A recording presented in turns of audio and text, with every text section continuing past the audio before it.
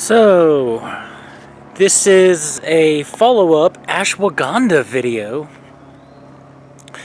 Ashwagandha number one, that was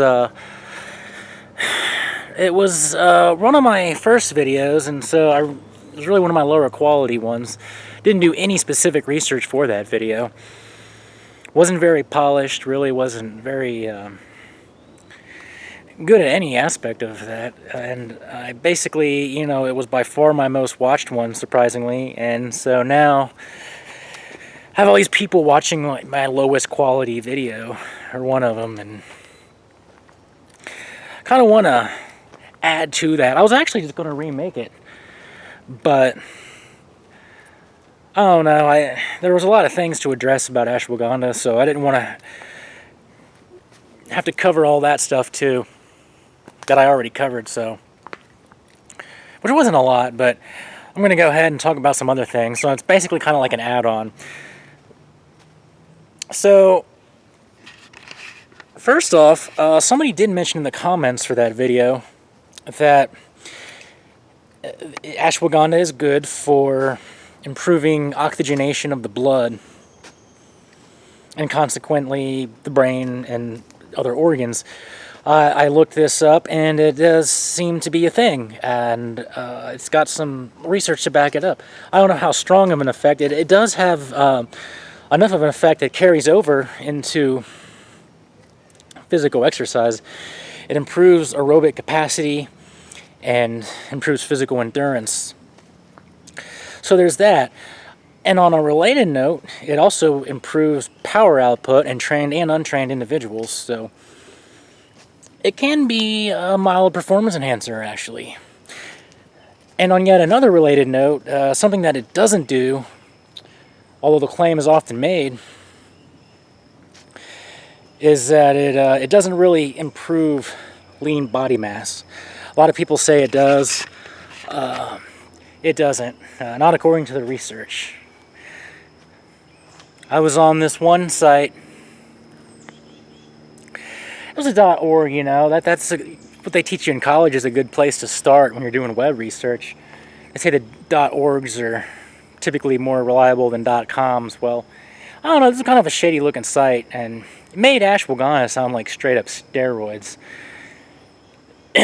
But I went to examine.com and checked this out, and seems there was an effect that was not even statistically significant. So in other words, no, there was no effect.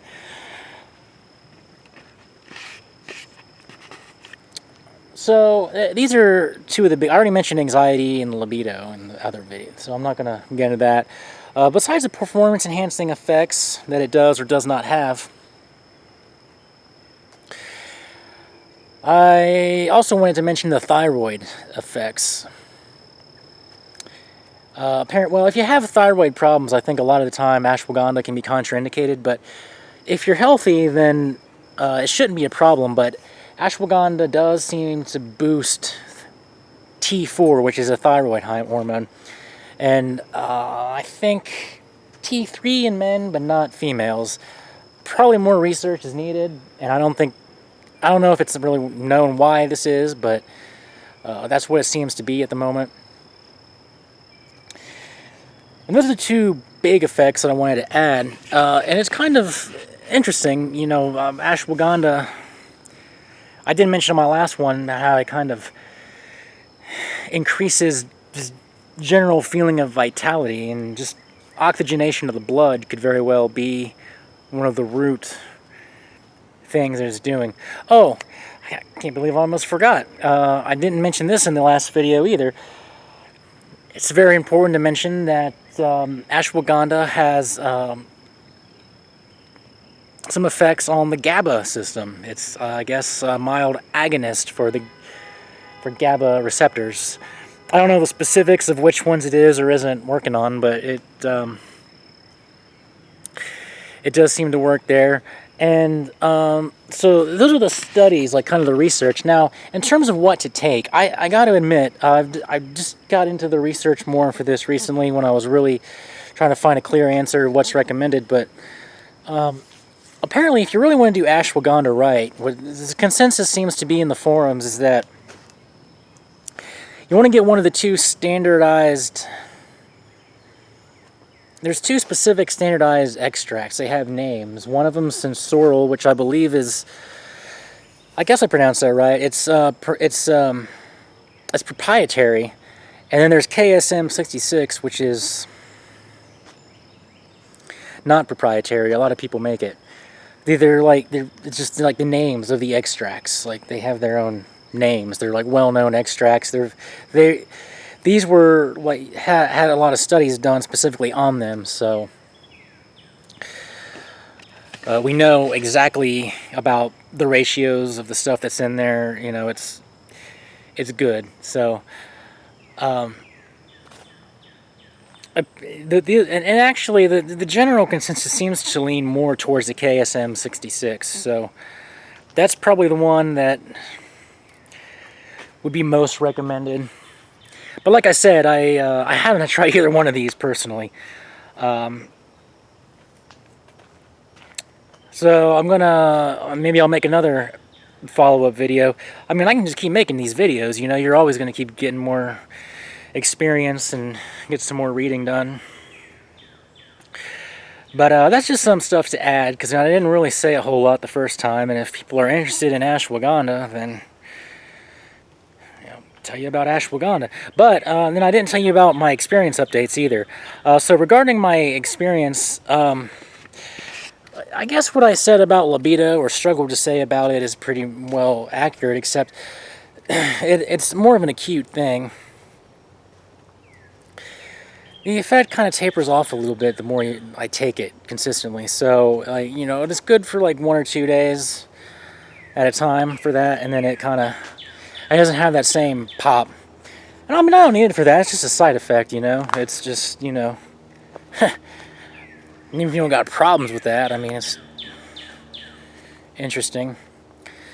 So, oops.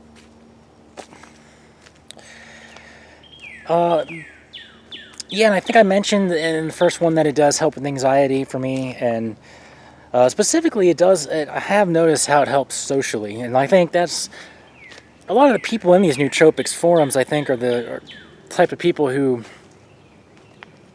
are looking to even sort of self-medicate mild impairments, and there seems to be a lot of consistency in their focus, motivation, social, you know, they see the same types of things over and over, and that's something a lot of people would be interested in. So one thing, if you're looking for a good social stack.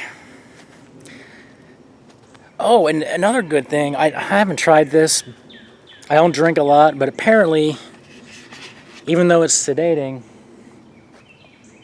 mildly sedating, ashwagandha seems to synergize, well, apparently, according to what people say, it's safe and effective to synergize with alcohol. It actually helps because alcohol will damage your dendrites, and ashwagandha is good for repairing them, rebuilding them. So that's really something, particularly because alcohol is something that comes up in a lot of social situations. So ashwagandha would be good for that too. It's pretty versatile.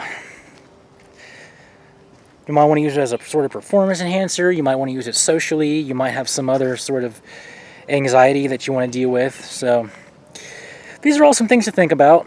And that's all I really wanted to add for now. Don't know for sure what my next video is going to be on, but I'm going to try to be more consistent. At least once a week, put these out. So thanks for watching. Till next time, have fun, I guess.